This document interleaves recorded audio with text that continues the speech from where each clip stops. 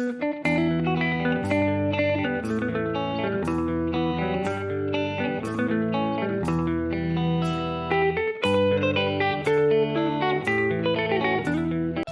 a todos, ¿cómo están? Espero que estén muy bien. Mi nombre es Celeste y si venís de Spotify probablemente ya me conoces, y si no te doy la bienvenida. Esto es Todo es Contenido.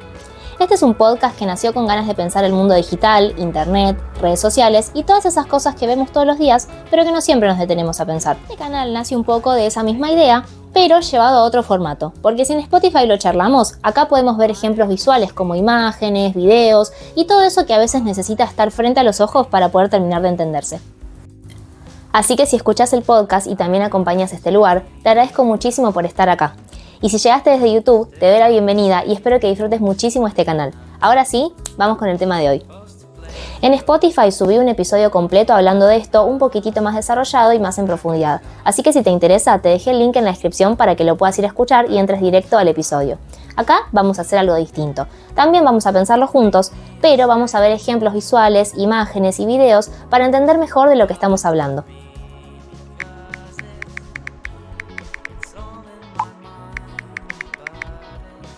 El sharenting es una práctica que está completamente naturalizada en Internet, pero que tiene varias capas. En primer lugar, sharenting es la unión entre dos conceptos, share, que significa compartir, y parenting, que es paternidad o crianza. Y lo que significa básicamente es la acción de compartir todo el tiempo fotos y videos de hijos e hijas en Internet.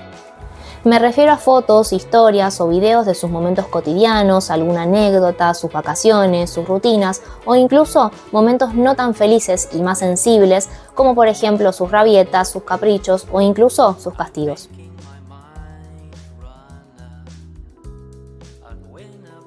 Y quiero aclarar algo desde el principio. Yo no creo que el sharenting sea algo automáticamente malo. No estoy diciendo esto. Este video no busca hacer juicios de valor y tampoco busca señalar a nadie con el dedo. Lo que queremos acá es cuestionarnos y reflexionar sobre esta práctica que está tan naturalizada. Pero lo cierto es que compartir fotos familiares no nació con las redes sociales, con Facebook o con Instagram. Basta con pensar un poco en nosotros mismos y buscar en nuestras casas porque seguramente tenemos un montón de álbumes familiares donde hay fotos nuestras de bebés, recién nacidos, aprendiendo a caminar, comiendo, con familiares o con amigos. Incluso yo no soy la excepción, porque en mi casa tengo miles y miles de álbumes así.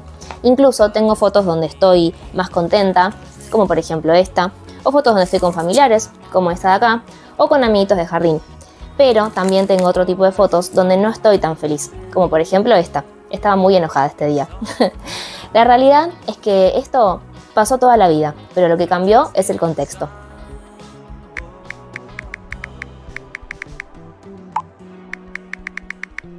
Les quiero contar 3 datos que me hicieron muchísimo ruido. El primero es que más del 75% de madres y padres comparte contenido sobre sus hijos e hijas en redes sociales. Esto significa 3 de cada 4 padres haciéndolo. El segundo dato es que muchos niños, antes de cumplir los 6 meses de vida, ya tienen presencia digital y por lo tanto una huella digital en redes sociales.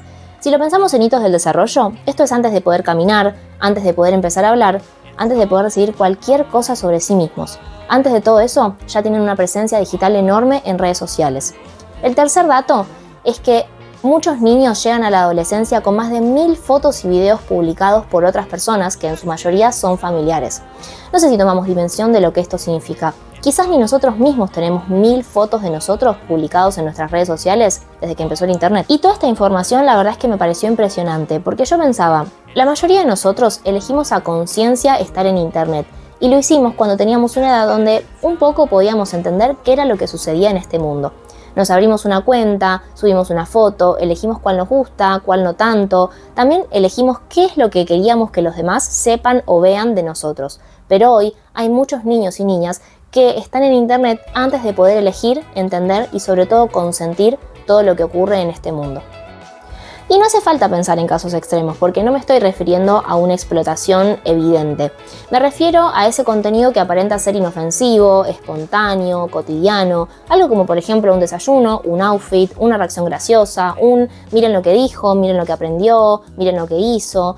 Todo ese tipo de contenido que otra vez aparenta ser espontáneo, pero que luego empieza a crecer y empieza a desdibujar todos los límites e incluso a desaparecerlos. Y a esto me refiero a, por ejemplo, ¿vieron esas cuentas de maternidad que muestran hasta el parto del hijo, el momento exacto en el que ese niño o niña llega al mundo. La verdad es que a mí me impresiona mucho, me impacta mucho pensar cómo es que un momento tan privado, tan íntimo, tan vulnerable, ¿no?, para la madre y para el bebé también, pueda llegar a ser contenido para redes sociales.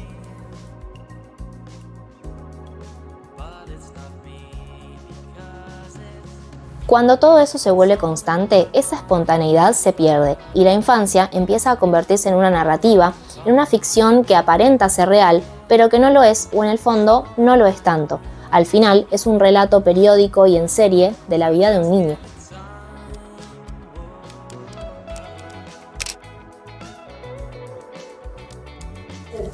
Y creo que acá está lo más fuerte de este tema, la identidad digital.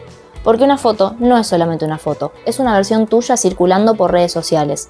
Y cuando esa versión empieza antes de que vos puedas decidirlo, entonces eso significa que hay alguien más que está construyendo esa identidad digital por vos. Tu cuerpo, tu cara, tu voz, tu carácter, tus gustos, tu forma de ser, pero también tus momentos más incómodos y vulnerables. Y además, a todo esto se suma que hay un montón de gente que comparte, comenta y opina sobre ese niño o niña que ni siquiera conocen.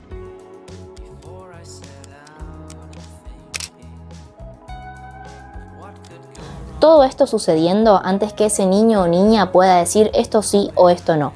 Y acá aparece la gran pregunta, ¿estos niños pueden consentir todo esto? La respuesta es que no. No pueden hacerlo porque no entienden qué es la viralización, qué es el algoritmo, qué es la masividad, qué es la permanencia digital, qué significa que una foto pueda quedar para siempre en redes sociales. Y entonces, ¿quién decide? ¿Los padres, la audiencia, las plataformas? ¿Crees que las plataformas deberían regular la presencia de niños en redes sociales? Quiero leer tu opinión en comentarios. Y hay algo que me parece súper interesante y es que el sharenting no habla solamente de infancia y de niños, sino que también habla de cómo nos manejamos nosotros en el mundo adulto, ¿no? En el mundo digital adulto. Porque también tenemos que pensar ¿por qué todo el tiempo tenemos esa necesidad de compartir? ¿Por qué todo el tiempo necesitamos que alguien más vea lo que estamos haciendo? ¿Por qué sentimos que una experiencia está como incompleta si no se sube, ¿no? Bueno, en el segundo episodio del podcast también hablamos un poco sobre esto. Se llama El miedo a desaparecer. Si no estás, ¿existís? Bueno, ahí hablamos de esta necesidad de todo el tiempo estar compartiendo la comida que estamos comiendo, la película que estamos viendo, nuestras mascotas, nuestra familia, nuestra pareja, todo eso que nos pasa en la vida cotidiana y que aparenta ser súper espontáneo, real, sincero, pero que al final no lo es. Y bueno, cuando hablamos de infancia, obviamente las preguntas pesan y cambian un montón. Y esto sucede porque ya no estamos hablando de tu exposición, sino que estamos hablando de la exposición de alguien más.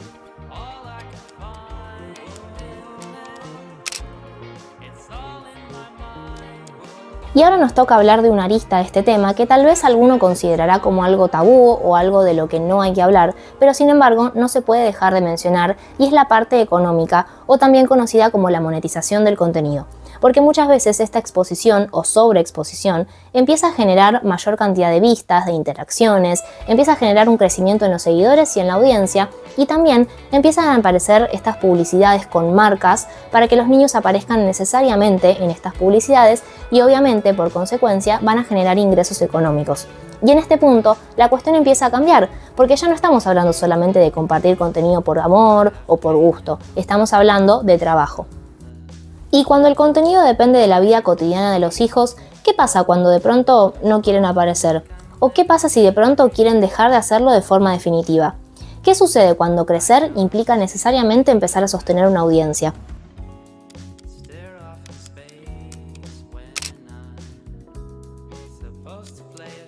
Y hay algo más que todavía no sabemos y creo que tiene que ser el punto central de esta reflexión o este análisis y de este tema en particular, ¿no?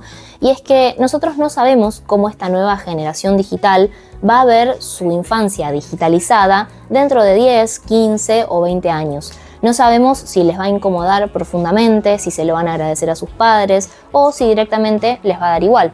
Porque todavía falta que ellos crezcan, que se puedan aprender a expresar y que puedan decir esto me gustaba, esto no me gustaba, yo estaba de acuerdo, yo no quería aparecer o por el contrario, quizás sí querían, ¿no? Creo que es un proceso que acaba de empezar y que bueno, vamos a ver las consecuencias y los efectos en tiempo real. Y así volvemos a la pregunta inicial. Si todo es contenido, ¿qué pasa cuando esto empieza a pasar desde que ese niño o niña nace? ¿Dónde está el límite entre compartir y exponer? ¿Dónde está el límite entre querer recordar y producir contenido en serie? ¿Esto es documentar la infancia o es convertirla en una narrativa pública? ¿Y los padres tienen derecho a todo esto sobre sus hijos? La verdad es que no tengo una respuesta cerrada para todas estas preguntas y sinceramente tampoco creo que existan.